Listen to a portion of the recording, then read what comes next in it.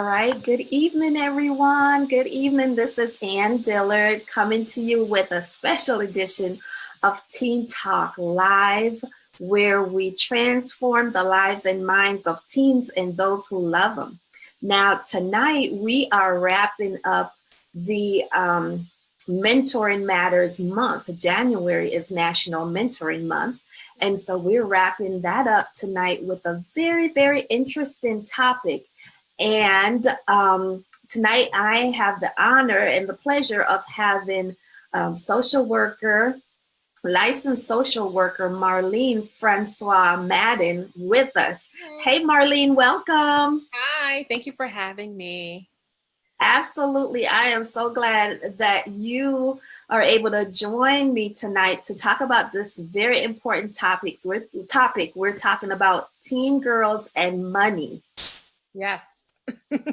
That is such an important topic, and we're going to delve right in. So tell me, Marline, how do you serve in the world? What do you do for a living, and what do you do?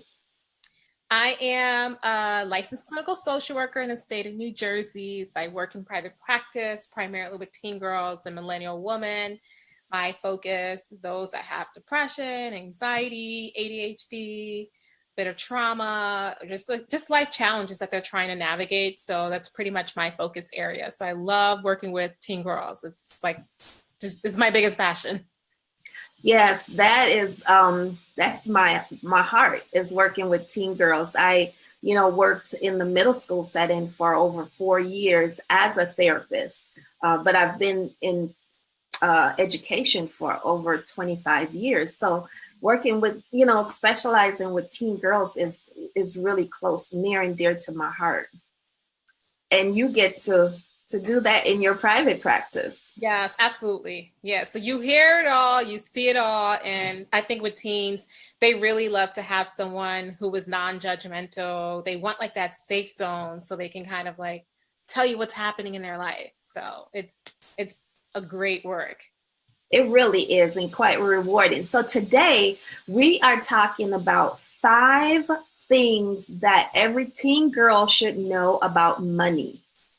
5 things. So let me just take a minute to welcome our guests who are joining us. Hey, Jam, I'm glad you're here. Hi, Jerry. Christina, thank you for being here. Hi, Ginger and Robert Pratt. If you are here with us, just say hello. Show some love to Marline, who's our guest tonight.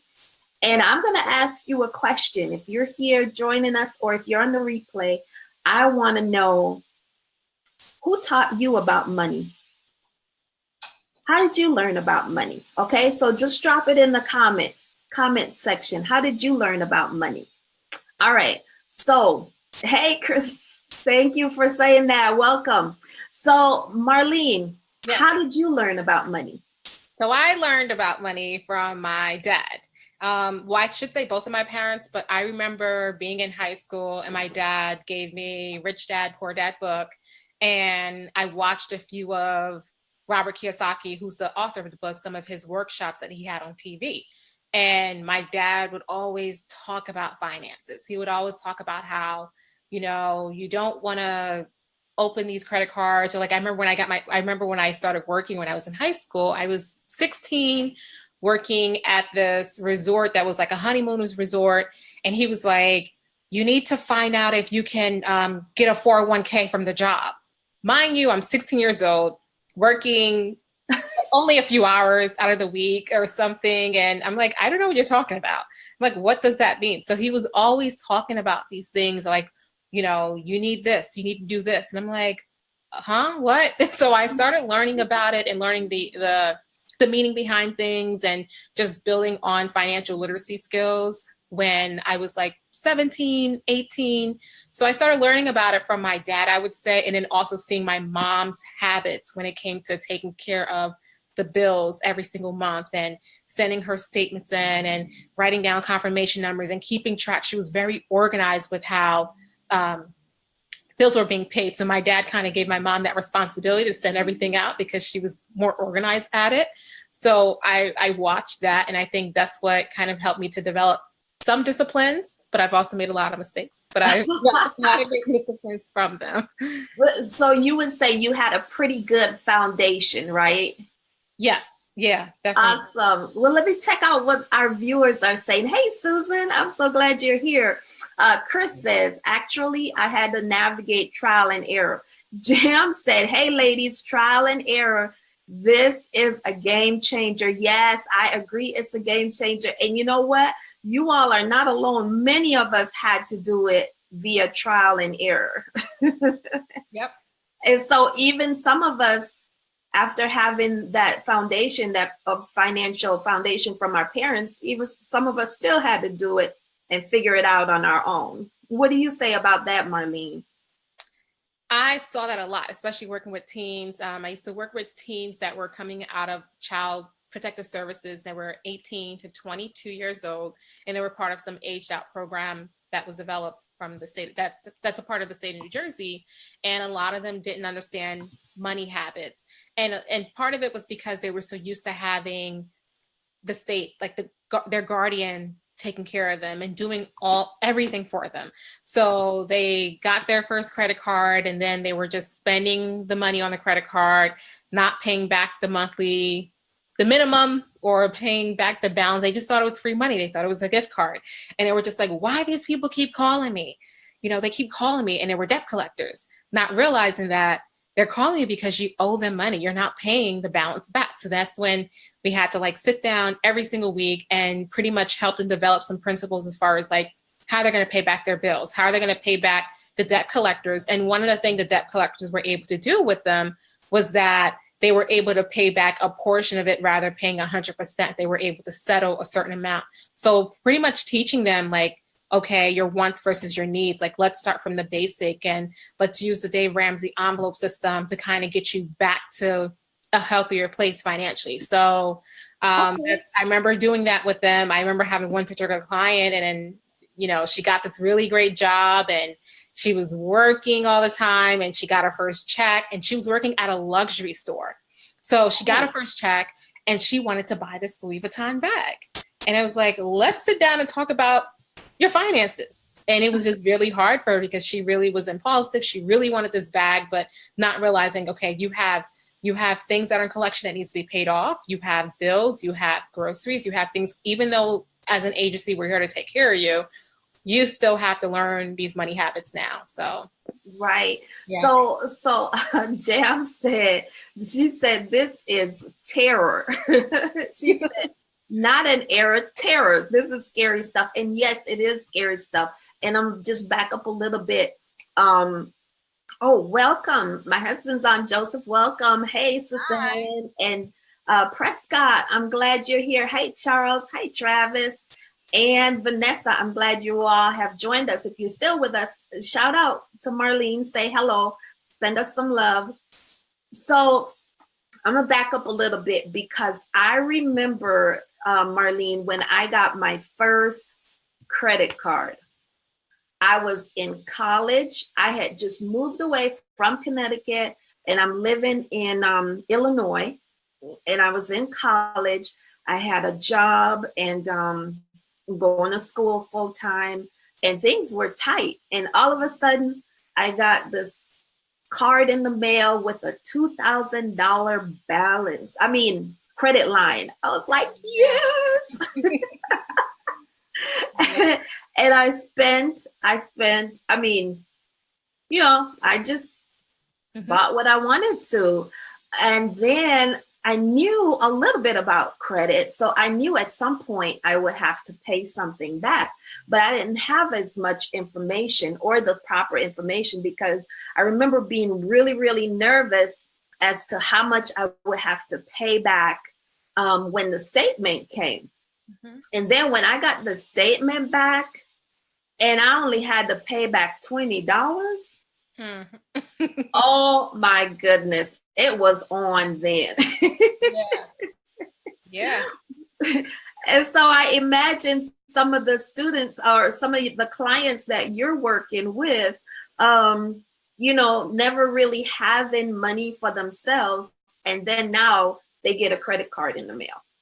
Yes. Yeah, I know that story all too well. I feel like when you go to college, because I remember when I went to Penn State and the first week there was orientation, so there was like all those tables out front with all the like student organizations, Greek life, Res life, the different banks were there, and then they had like these credit cards there, and it was just like, oh, just fill this out, you'll get 6 months, free APR or like not realizing what's happening, but just applying anyway. And it's like, oh, I have this free money. And I remember my first purchase with my credit card.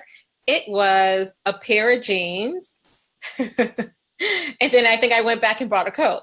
So I remember the same story, like you said, like the whole thing with like, okay, what is my monthly bills going to be about? And it was around the same amount. And then eventually after 6 months, when I was paying every single month, I wasn't paying the card off. I was paying every single month, like, oh, just $25, no big deal. Then afterwards, they increased the credit limit. So they like kept increasing the card limit. Oh, like month after, like every 6 months, it kept going up. It went from like I remember in college, it was from like a $600 credit limit to like a $5,000 credit limit. So they just kept increasing it. And then it's like knowing when to stop spending it. Like, okay, I need to not use this card. I need to pay it off and not get into the habit of using this card constantly while I'm in college, like, and not really working.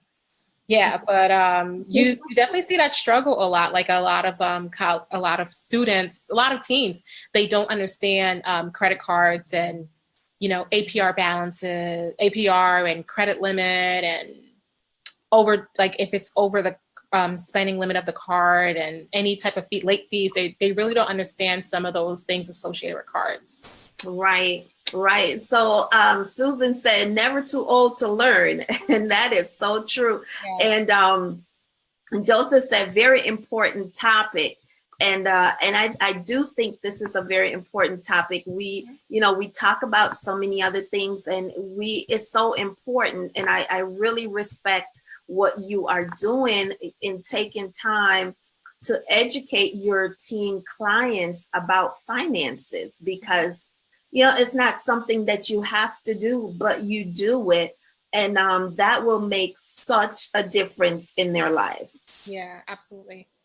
All right. So I'm going to take Ginger's comment, and then we're going to delve into our first thing that girls should know. Ginger said, I learned by observing paying off bill habits by my mother and grandmother. Back then, folks paid bills in person at the bank. I know how that is.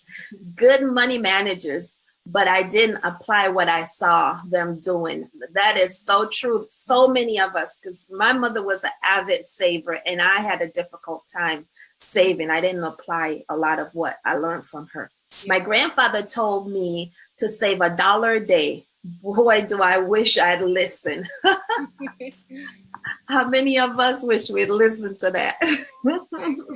Hey, Ashley, I'm so glad you're here with us. So, what is the first thing that teen girls should know about money? They should learn about savings account.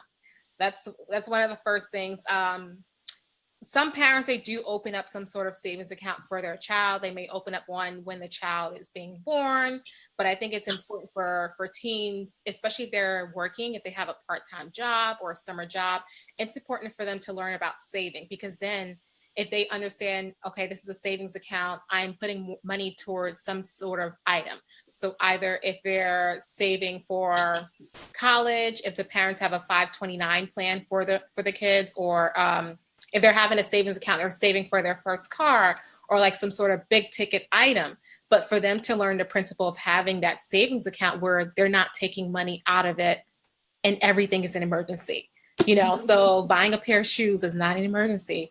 Save your money. So them learning like how to save, and for the parents to kind of teach them some principles as far as like, okay, what is the percentage amount are you going to save when you get your weekly allowance, or when you receive your first paycheck every 2 weeks, how we're going to break this down where you save a portion of it, whether you're giving back to some sort of organization or you're tithing. So for them to kind of develop those habits at a young age, and for them to know like, okay, everything doesn't need to be some sort of instant gratification. Right. Because, there's always this sense of emergency with teens. everything is an emergency. You shut their Wi-Fi off and they're dying. It's like the end of the world. Absolutely. So it's like everything is like, why can't I have it now? I want it now. Why can't I get it? Why can't I have that? Why can't I go there? Why can't I get the tickets for Afropunk? Like, they want all this stuff. So teaching them how to save for things that they want. And I think teens will value that once they're able to receive it. For them to feel like, wow, I just purchased this. Like, I feel really good about myself that I spent the money, versus having the parents always spending the money for them to buy things. Right, right. So just a couple of comments. Chris says, I'm so proud to hear how you're helping our young women, Marlene. And I think that is just so remarkable. And Ashley says, hello, shout out. Hey, Ashley, glad you're joining us. Erica Lynn says, can I get a couch? Absolutely. And TJ says, where's the couch at? Where's that couch at? Renelson and Love. And Ashley Marie says, she says they should learn to not blow it on illegal substances. She said, I made that mistake. Mm-hmm. And so thank you for sharing that, Ashley. It's a big responsibility. It really is. She said, little brats should learn to go play outside. Well, when you have a credit card, you don't necessarily want to go play outside. Yeah, yeah. Yeah, and I like what you said, because one of the first things my husband and I taught our children to do was to pay tithes. That is, and till this day they still pay their tithes, which we teach them that principle, and the principle of giving back, and I think that's really important. Yeah. So how about number 2? So number 2 is learning how to budget. So we talked about the savings account, but learning how to budget. So learning your needs versus your wants. I believe for teens, everything is a need, but for them to be able to know what's the difference between a need and a want. Is this something that I need right now? Is this something that can wait? I know for their birthdays or holidays, they have certain wish lists that they want. They want the MacBook Pro and a new iPhone. And then, just sitting down with your teen and just figuring out, okay, is this a need or want for you, and budgeting for things. So sometimes you have teens who they get glasses, they're wearing glasses and they break the glasses. Maybe you brought them a cell phone and they broke the cell phone. Maybe they want to redesign their bedroom. So like, you have certain things that happen, and sometimes teens don't know how to be good stewards of their items, the things that they have. They don't know how to appreciate it with care, and they're breaking it. And now, like, you have to go buy a new one. So now here you are as a parent buying a brand new cell phone every 6 months because your teen is being irresponsible, or maybe it's not their fault and they let their friend use it and their friend dropped it. So then learning how to differentiate the need versus the want for them, and budgeting for it. So maybe sitting down with your teen and say, okay, we're going to do a budget for the month. And what are some things that you need? What are some things that you want? Okay, your birthday's coming up in 6 months. How can we budget for this? So that way they can start learning how to just like build some of that self-control when it comes to things that they want. So when they're going out to the mall with you, them knowing in advance, like, okay, you can only get one item today. That's it. Don't even ask me for 5, 10 things. We're not going to every single store in the mall. So like for the teen to understand some of those disciplines early on, because I think it's going to help them when they go off to college, or once they graduate high school and they become an adult or young adult, and now they understand, like, okay, I don't need to keep buying these things. And some of the things that teens do want, like the material things, sometimes it's to show off to their friends. Like, I have this too. Like, I want to be a part of the cool crowd. I want to be the one who has the same things you have. I want those Ugg boots and I need them in 2 to 3 different colors, or I need them J's and I need every single pair that drops every single month. And, boys' sneakers are expensive. Yes. So expensive. So, and then sometimes you may buy the sneaker for them and then they're wearing it out in the football field where there's mud and dirt, instead of wearing the other pair of shoes, and now it's like all messed up. So like them learning as far as like budgeting these things. If you have kids that are involved in sports, so they're playing basketball, football, softball, lacrosse, some schools they provide the uniform for free. Other schools you have to pay for the uniforms, or you may have to pay for the cleats, or other headgear and things like that. So being able to budget for those things early on, because there are so many expenses. You're a senior, you have a high school senior, so think about college applications and prom and let's not talk about being a high school senior. That's a whole budget in and of itself. All those senior activities. Absolutely. Yeah. So being able to budget those things early on, so then when it's time for prom season, your teen already knows, heads up, this is the budget, this is what we're working with. And you don't have to worry about them just, driving you crazy. They may still do, but like, telling you like, oh, I need this. And, I want the camel because the young boy in Philadelphia, his mom got him a camel. For his that's true. And you know what, Marlene, I mean, that sounds good ideally, but let me tell you, a lot of parents need help with that. So, it's like a lot of parents need help. So I'm thinking about my population and I'm like, for example, I had one mom and she was so excited that her daughter was moving out of the 8th grade. Never mind that she was failing everything. She's like, oh, her graduation is coming up. I got to pay her cell phone bill. And so mom was paying her cell phone bill, which was over $200, and that's the daughter's cell phone bill, mind you. And mom got her lights cut off so that she can pay the young girl's cell phone bill, because she felt like she should reward her for getting out of the 8th grade. Yeah. Which she didn't pass. Yeah. I think that's also a challenge too, with parents being able to set those boundaries with their kids too. Because if not, your child's going to constantly demand and want this, and, oh, well, so-and-so has it. And then, for some parents, if they haven't established some of the money habits, like healthy money habits, then they may struggle with saying no to their kids, and they want their kids to have things because there's this whole, with now with social media and kids getting bullied because they don't have certain things and won't fit in. So sometimes the parents are also concerned about those things, like, okay, I want to make my child happy, and if this is what I need to do, but then now that child does not understand that the lights is being cut off. So I think parents also too need to find a way to bring kids into the conversation when it comes to the finances. So having those household meetings so the kids can be involved in the process. So they kind of know what's happening and know that, okay, money doesn't really grow on trees.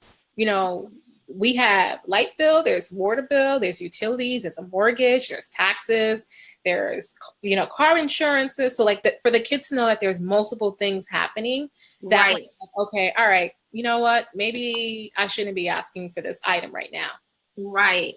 So Ginger says that when she was younger, she would save her allowance for shopping versus layaway. When she's like, bad habits start early. And I do agree that bad habits start early. But I don't know if I think layaway is a bad thing, because I think it's something that you can work towards. It's not getting it instantly because you don't have the money, but at least you can pay on it week by week and make progress to be able to acquire that item or those items. And Ginger said, yes, parents do need help.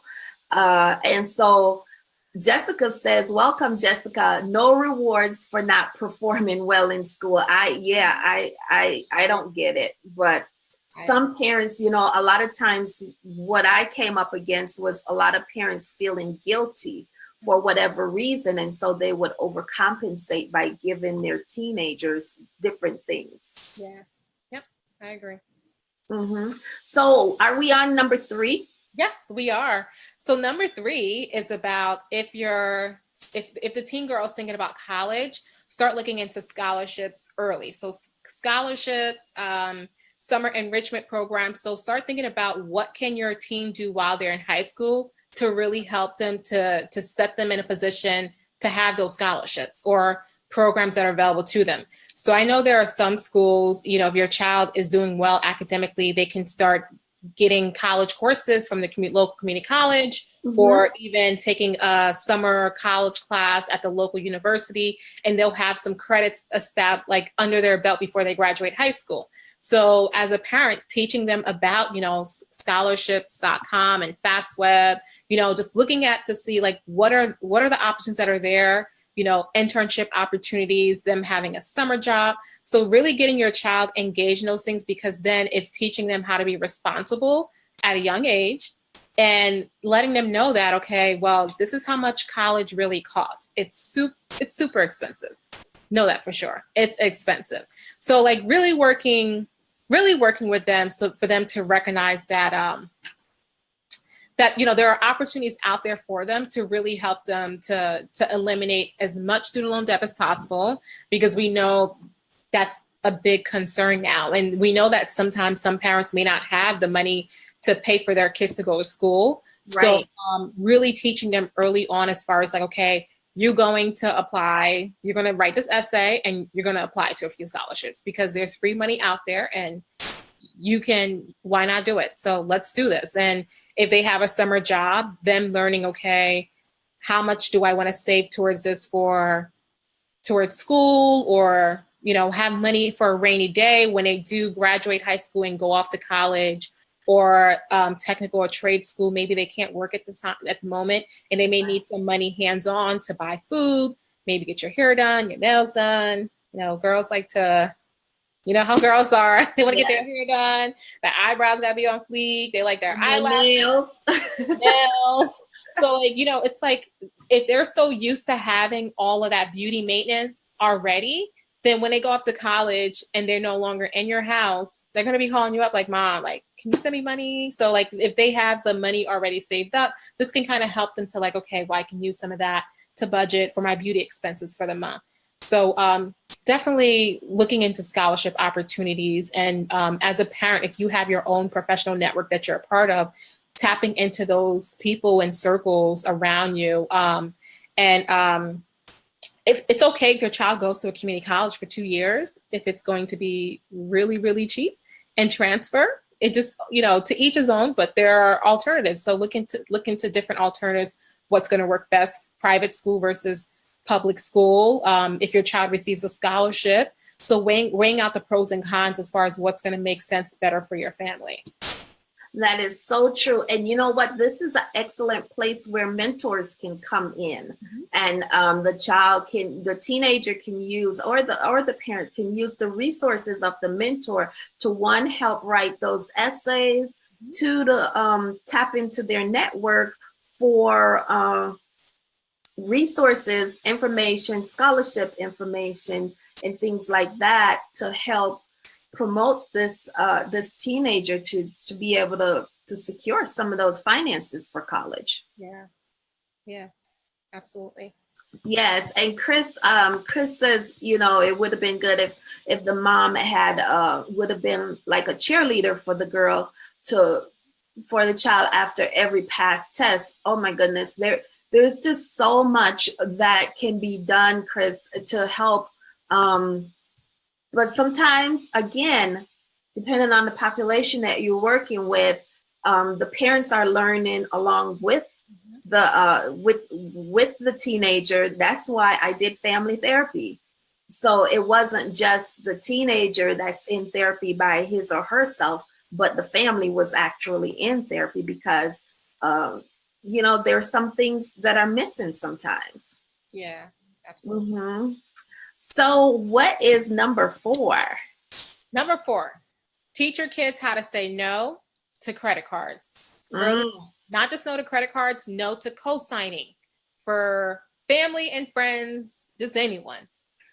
So as far as with credit cards, you know, when teens turn 18, we know like the college campuses will have credit cards there, and then people will sign up, or like they call you and they're saying, just sign up for this. And it just sounds very captivating. Like they know what to do. When you go to the bank even like for myself, when I go to the bank and I'm depositing money or I'm taking money out of my bank account, they're always like, Miss, have you ever thought about opening a credit card here? And it's a zipper. They know how to sell you, and not just credit cards, but also department stores. So maybe your daughter loves to shop, and now she's at the mall. She loves shopping. She just turned 18. She's out with her girlfriends. They want to go out. So she walks into Macy's, Express, Victoria's Secret, all of these stores. And what do they offer? You open up a card today, you get 10 to 15% off. Yes. That sounds really good when you're at the register and you're spending $200 and you're going to get $20 to $35 off of your purchase. And it's like, yes, and you can accrue points and rewards. And when you do that, we'll send you this and coupons. So they say all this stuff. And I felt a trap of that. I had every single department store card. Oh, you name it, I had every last one of them. And I thought I was okay because why? I was paying them every single month. So I was like, oh, I'm fine. I'm not late on my cards. I have nothing in collections. I'm good. It's okay if I have these credit cards. I'm shopping all the time. And then so I had to realize like, okay, this is not healthy, and just start paying them all off. And the only one that I keep now is Macy's, because Macy's is somewhere I always shop, and I like Macy's. So well, when I do shop, I should say, but like, that's the only card that I've kept, but everything else paid off. And then eventually they closed out on their own. But I think it's so important for parents to really teach their kids about credit cards. So when it comes to credit cards, if you're a parent and you have a credit card yourself, have your child sit down with you, open up that bill so they can see what the minimum monthly payment is, what the full balance is. I know some credit card statements will show you if you paid a minimum balance, it will take you 10 years, and this is how much you will pay. This is how much interest you paid. But if you pay this amount, you'll pay it off within 3 years. If you pay this amount, you'll pay it off within 1 year, and how the interest rate changes, and you're paying less interest the quicker you pay it off. Teaching them as far as like, okay, this card may say 0 APR, but maybe after 6 months is going to be 24.99%, because a lot of department stores tend to have higher APR charges. Even with major credit cards, teaching them about annual fees, and if your card is $1,000 limit and you spent well over $1,000, it's going to decline, but also too, you're going to have an over credit spending limit charge on that card, and late fee charges, and teaching them about like your credit score, how your credit score is going to be impacted based on how you spend, your credit habits. So like it's going to look at your debt to credit ratio, and how your cards need to stay under, like, I believe like 30% or something.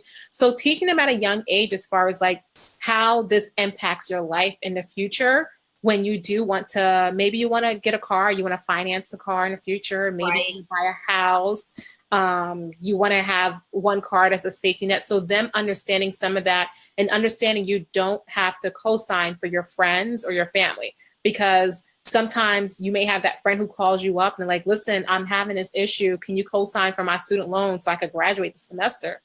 Don't do it. Say no.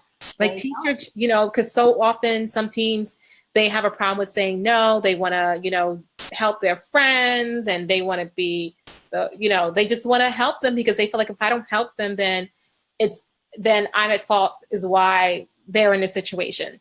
Right. Then they become the co-authorized user on the card, or the co-signer on the apartment, or, they become the co-signer on something for someone else. And you don't know what could happen with that person as far as their money habits. And if they don't pay it, now that impacts you as a person. If it goes into collection, what happens? So I think that it's very important for parents to teach kids about the credit cards, the fine print that they're not reading, or, the fine print that you don't read, or the fine print that the credit card company doesn't tell you when they send those packages to your house, because they like them constantly.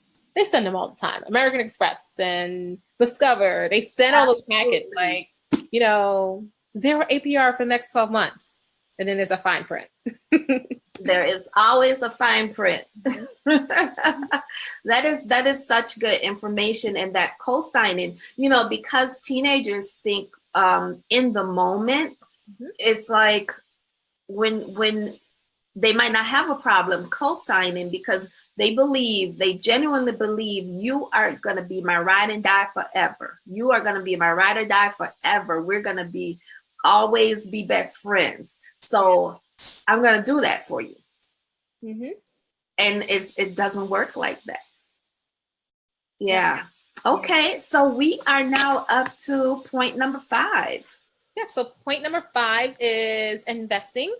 I think that, parents should really teach their kids as far as investment. So as far as investing, so stocks to, Roth IRA to 401k, real estate investment. So teaching your kids about investments early on so they can kind of learn, so they can kind of have an idea. So when they do go off to, when they have their job, if they, when they get older and they have a job, they know, okay, I can start putting money away towards this, or what can they do now? So like if you have a child who has some sort of entrepreneur spirit in them, tap into that as a parent and really, find ways where you can invest in that child. There are so many programs out there for teens to be a part of, as far as like when it comes to finances or entrepreneurship or personal development. So having your child really invest in themselves this way to kind of learn about these things and be around other people who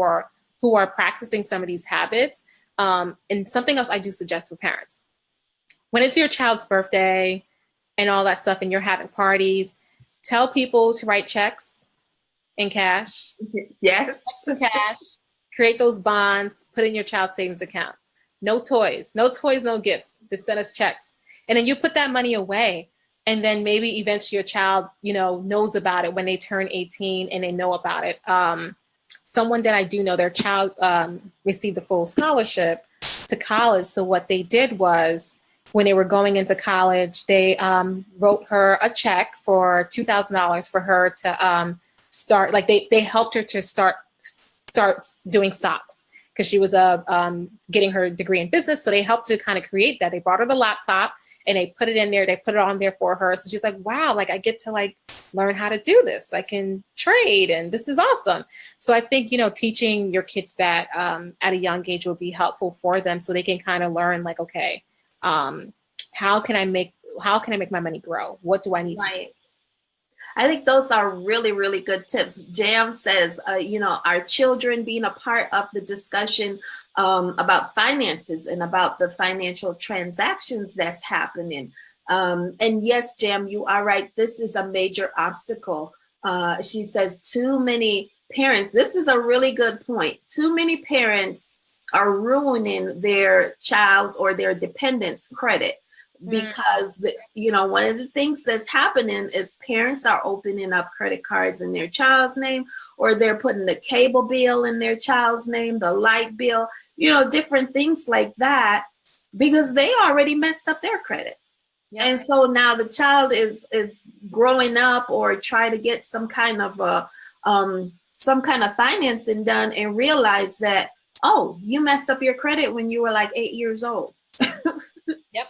Yeah, or hospital bills too. I think hospital bills is another one that can affect people's credits too, that I hear a lot about. Yes. And Ginger said she said saving bonds every payday. That's a great concept. Yeah. Mm-hmm. Marquita, thanks for being here. Kelly, I'm glad you joined us. Hey, Catrice, Sherry, and Sister Sandy, I'm glad you're here. So yes, we are having this conversation on Teen Talk Live today, and we are talking about 5 things that every teen girl needs to know about money. A lot growing up, we used to say just stupid stuff, silly stuff like, oh, I ain't gonna worry about money. I'm gonna marry rich. Mm-hmm. And it's so funny because it doesn't go away. I still hear teenage girls in my girls group talking that way. Mm-hmm. And then I have to say, look, let's have a conversation about money. Because that's not a common conversation. Yeah, absolutely. Yeah. Yes. So, okay. So let's recap. We have our 5 things that teen girls should know about money. Every teen girl should know about having a savings account. Mm-hmm. Learn how to budget and evaluating your needs versus your wants. Mm-hmm. And number 3 is scholarship preparation. And in order to get scholarships, you have to get good grades. You have to have decent grades. Yep. You know, they go hand in hand. And teach your child how to say no to credit card and no to co-signing, and invest. Yes. Those are very critical points that we should be teaching our children. And if parents aren't teaching, then mentors take that responsibility and teach and pass that information on. Ginger said if parents open accounts in their child's name cannot be removed when they get older. Do you know anything about that? Or does anybody else on the line know anything about that? If your parents open an account in your child's name, can that be removed if their credit gets messed up? That's a good question. I know if the child is an authorized user on it, they can call and be removed as the authorized user off the card. Because I know some parents sometimes will get a credit card and also have a child as a co-authorized. So that way the child has a card too and can use it. Right. So I know you can do that. I would say the person should dispute it. So if your child should probably use Credit Karma or Experian, use some sort of credit bureau to kind of just like look and see how their credit is and dispute it. And the child, once they turn 18, dispute it as I did not open up this card in my name. Or this bill. Yeah, bill. Absolutely. Yeah. And dispute it and see within 30 to 60 days, if they respond back and say, okay, we have removed this off your credit. But then hopefully if they don't, then I guess you have to wait like 6 to 7 years to remove it. I remember when I was 16, I was working at the hotel that I was working at, and I've always had health insurance under my dad. I had an accident happen at work where I cut myself with a steak knife. And so so it happened at work, and they had to rush me to the hospital. So I went to the hospital. I wasn't in any pain, so I got stitches. So the job said, oh, we'll take care of it. So the HR department was supposed to take care of it, but there was something missing in my file. Those high school working papers or something was missing in my file. So then I forgot about bringing that in. And so then they never took care of it. And then I was getting these calls. The bill was like $700. And they were calling me and saying, well, these debt collectors were calling about it and was saying, well, does your parents have a credit card around or a check? You can just write us a check. And so then I was panicking. I never knew what this was. I'm 16 years old getting this phone call. And so then my dad, when he came home, I told my dad about it. He was like, no, why don't you just bring it to your job? Isn't this what you were supposed to do? Of course, being in negligence and the teenager. So finally the job took care of it. And then I remember when I turned 18, I opened up with Experian, which I still have to this day. I pay a monthly membership fee with them. And I saw it on there. So I disputed it and they removed it. So if I never did that, I would have never knew it was there. Mind you, the bill was paid off already, but it was still sitting there.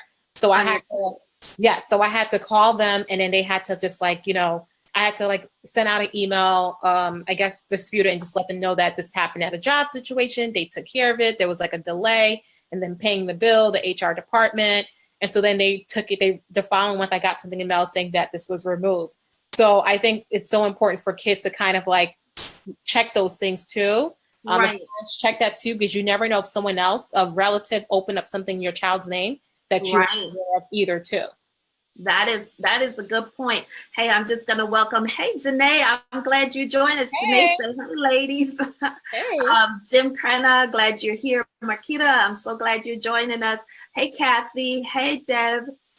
Susan says birth certificates are often needed as proof to dispute accounts open in your child's name. That's good to know. That's good to know. Yes, that's real good to know. So you know what? I just want you to touch on one other point that I think is really, really important, and it's very practical. You started to tell us about the Dave Ramsey envelope system. It sounds very simple and something that anybody can use. Can you just share that with us, how that works? Yeah, so Dave Ramsey, he has tons of books that he writes. He has a program called the Financial Peace University, and this is implemented in a lot of churches and community organizations. If you go to his website, daveramsey.com, you can check out the Financial Peace University and then put in your city. And then I think the program is like about $120. You meet for 6 weeks, I want to say. So he goes over these principles with you learn, he goes a step by step. So you learn how to save $1,000 in your savings account first if you don't have a savings. You learn about the envelope system. So the way the envelope system works is that you are allocating every single penny that you make is going somewhere. So whether if it's paying your bills, tithing, saving. So pretty much the envelope system, the way it works, you can buy the envelopes from his thing, or you can create your own where like you have money in there for gas, for, you know, maybe beauty products. You get your hair done, your nails done, groceries, what else? See, gas, cell phone bill. cell phone bill. Yeah. So pretty much like you're spending, you know, if you're going on date night, so you pretty much create these envelopes and you have these envelopes and you're going on a cash only system. So he says, cut off all your cards and keep like one major credit card, I believe. So what people do is it teaches you how to spend using cash. Because think about it. Sometimes when you have that $100 bill, you don't want to break it just to buy a cup of coffee. Because you know, the minute you break that $100 bill, it's gone. It's gone. Because then now they broke it down. Now you're using the $5 to go buy this. You're using the other 20 to buy this. But then, when you have a card, whether it's a debit card or credit card, you're swiping on that card. So he says, live on a cash only, using your envelope system. And then he teaches you the snowball effect where you pay the credit card with the lowest balance off. And it feels good. It's like that psychology effect where like, wow, I can cross this off. So now you've paid that off. Whatever you're using to pay that off, you pay off the next one, then the next one. So you go from that to from paying your credit card to your student loans, your car loans, and, you know, house and things like that. Right. So I know we also have a program for kids. They do have like some sort of board game for kids. I think it's for smaller children, but there is an app, a Dave Ramsey app. I also think it's great for people to download Mint, M-I-N-T. That's another app. And you can kind of create goals for yourself as far as like, okay, I want to save $6,000, you know, this year, or I want to pay off X amount of credit card. And it kind of shows you your spending habit, like what percentage of your money was going towards going out to eat or your gas. And so it kind of shows you when you go over what you're spending or not. So mint.com, that's an app you can download from your phone. I have this book here that I thought was really great. I got this when I was in graduate school. Oh, It's a money book for the young, fabulous, and broke. So, and Susie Orman, we know how she is. She said, no, you can't afford it. So this book is really good. It talks about like, you know, from the car loans to life insurance to you getting, you know, do you want to buy the brand new car or a used car? Right. So she kind of goes over a lot of principles, which I think is really helpful. Okay, so when we're done, can you drop the mint.com and that book into our comments so people who are interested can really access it? But I just am so grateful that you joined us tonight to share these tips. Let's see, we have lots of engagement from our guests, and I'm so glad that you all participated with us and shared with us tonight, because this is a very important topic. It's not necessarily a comfortable topic that people engage in, but it's so necessary. It is so necessary.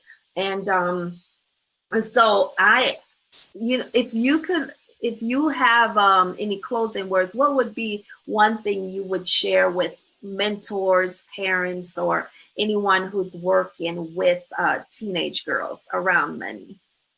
I would say don't be scared to be transparent with teens when it comes around money, because you know, it's one thing to educate them as far as like what they need to do. And I think teens are so used to hearing people say, get good grades, you need to do this, you need to do that. But then when it comes to their mistakes that they make, we kind of shame them. So letting them know about some of the mistakes you've made in your past when it comes to money habits, and letting them know that I'm here for you. If you do make a mistake or you really are desperate and you need money because your account is like in a negative and you got these overdraft fees, I got your back. So like letting your teens know that it's okay for them to go to you as far as when it comes to questions they have about money and what they should do if they feel stuck. So don't make them feel ashamed. Let them know that, you are here for them to teach them, and use that as a teaching moment as far as, okay, what can we do? What went wrong? Was this an emotional spending? What happened that you did this? So like having that dialogue with your child is really helpful. Right. That is so excellent. And Marline, I know that you have this great product, and just tell our viewers, where can they find you, and what's next for you? What are you working on? So I have a product. It's called the Therapist Planner. It looks like this. The spiral bound are sold out. This is the last one I have left. I think I have 2 left, but I'm keeping it for myself. But so the Therapist Planners were designed for therapists, mental health professionals. It has the psychotropic medications in the back. It has diagnoses that we're familiar with, that we use. Those of us that work in private practice and community agencies, monthly quotes from different therapists, self-care strategies. It has, SMART goals. So it's available on Amazon. If you just look up the Therapist Planner, you'll find it on Amazon. It's also on Barnes & Noble's website too. I know people have Amazon Prime, so you'll get your shipping in like 2 days, free shipping. I love Amazon. So that is one of my products. I'm also hosting a webinar tomorrow night at 7 p.m. for those that are looking to create their own planners, because I know so many people, especially so many women, we love planners. We love planners and journals. So I'm going to be talking about as far as like how to create your product, to market it and sell it. So I'm having a webinar. You can find out more about it on my website, marlinefrancois.com. There are some other things in the works that I'll talk about next time. All right. That is so awesome. And your office, your private practice is in New Jersey? Yes. Okay. So people can look you up on your website. So when we get off, can you drop the link to your website in our comments? Absolutely will. Yeah, I'll definitely put the links there. And I'm also having a teen brunch and bond with Janae. We're doing a teen brunch and bond tour in New Jersey, Brooklyn, New York, Philadelphia, Baltimore, Maryland, and Washington, D.C. So we're putting on this brunch for teenage girls and bringing on 40 girls to each location. So we are looking for sponsors, people who want to be able to invest in teens. This is a great way for us to kind of just like really have that authentic space where they can kind of connect with one another and just like share, because there's so much happening with our teens. We see it now between the bullying, the teen suicides that are happening. So much is happening now. And I think our girls need that outlet, because so many of them cannot go into the therapy chair. They can't go into the office, or they feel like they're not being heard in school or at home. So for them to have this space and have it hosted by 2 teen therapists that are passionate about teens. So I'm really excited about that. That is so exciting. So that's exciting. You all are going to be taking the East Coast by storm. Thank you. That is wonderful. So I will, keep posted on that. I did see the promotion for that, and I thought, oh my gosh, it is so excellent. So congratulations. That's wonderful. Well, I just want to say thank you again for being here, and thank you to our guests for joining us. And if you're catching us on the replay and you still have questions for Marline, drop them in the comment section. Just hashtag replay. And talking about money matters, and that is very, very important. Again, this is Ann Dillard. I'm a licensed marriage and family therapist. And this has been Teen Talk Live. We come to you primarily on Mondays, but sometimes there's just a burning topic that we got to get in. And so I'm here with you tonight, and we work to transform the minds and lives of teens and those who love them. Thank you, everyone, for joining us. And remember to share this on your page. Thank you. Have a great night.